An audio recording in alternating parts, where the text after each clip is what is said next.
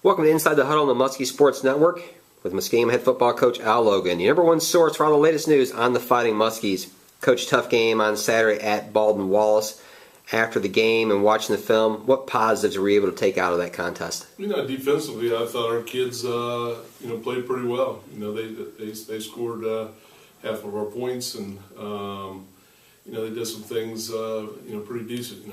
With some of the guys that they got and had to step in because of some injuries and so on. I thought those guys stepped up and played a pretty good game for us. So, offensively, we had opportunities and didn't take advantage of them, didn't throw the right people, and unfortunately, it's about making some plays at some point in time, and we didn't make them early enough. And then in our kicking game, we struggled early on, and start one drive on the 6 and one on the 1. Field position sometimes.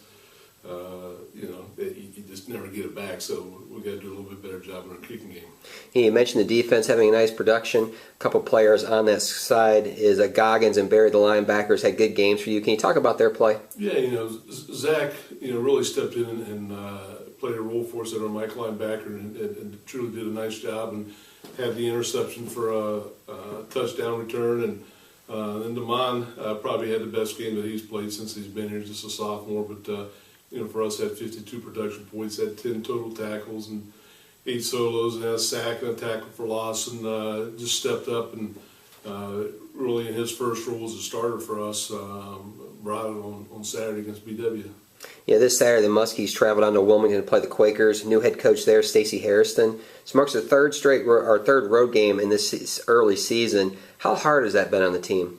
I don't know. I don't think I think we've played okay. Going to BW, we've never played well up there, so I thought we played well at times up there. Waynesboro, we had an opportunity for a win and let that slip away. So our kids are used to going on the road and kind of that routine and what we do. So it's just another game for us in our conference, and that's the way we're going to look at it.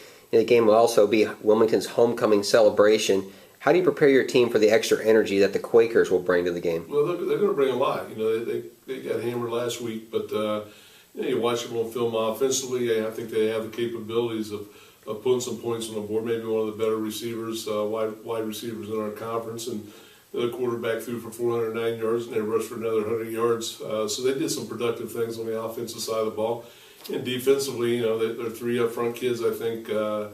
Maybe overall in our conference are 3 of the better kids. They got a great linebacker, and they're multiples. They give you a lot of things you got to work against, and so we got to be sound in what we're doing. We're going to try to simplify some things this week, so that our kids with fewer schemes can come up and just play a little bit faster, and hopefully benefits from it. Last year, the Muskies here at home really took it to the Quakers. Is there anything you or the staff needs to do to keep your kids grounded and not look past Wilmington? No, I think at this point in time, we got to have our first win. I think they understand that part of it, and I don't think they're looking down the road for anybody. And we'll be excited to practice and play this weekend. All right, Coach, thank you for joining me inside the huddle, and good luck this weekend. Thank you.